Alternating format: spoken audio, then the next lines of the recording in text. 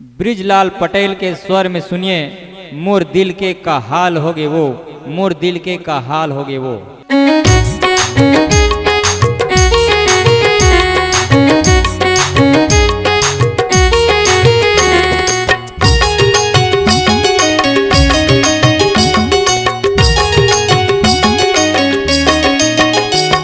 मोर दिल के का हाल होगे वो, मोर दिल के का हाल होगे ना, तोर चक्कर मदौना पान मोर जंजाल होगे, तोर चक्कर मदौना पान मोर जंजाल होगे।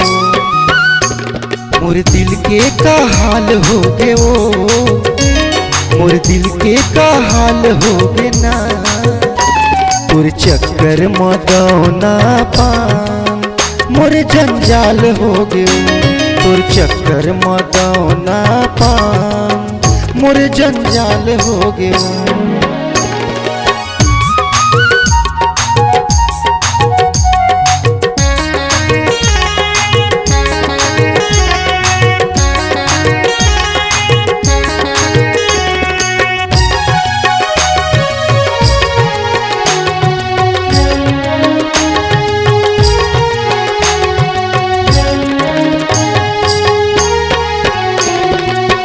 बताओ तोला रानी माया देखे मोला मारे, सुध बुझला तय हटूरी कैसे मोर भुला गे।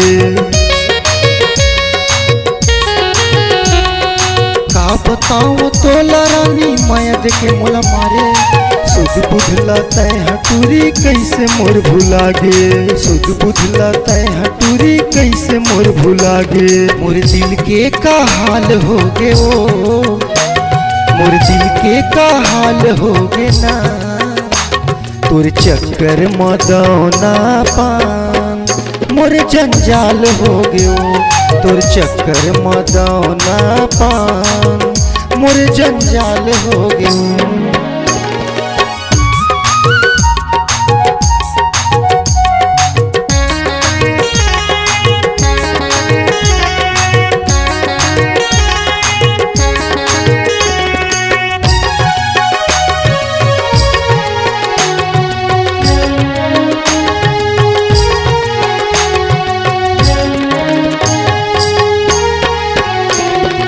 जान से ज्यादा चाहे तोला मोला वो नहीं चाहे, पैसा के लालच करके रानी मोला वो भुला गे।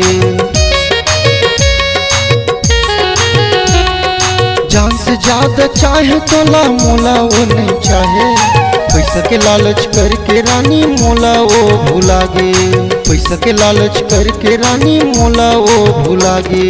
मोर दिल के का हाल होगे वो, मोर दिल के का हाल होगे ना, तोर चक्कर मदौना पान मोर जंजाल होगे, तोर चक्कर मदौना पान मोर जंजाल होगे।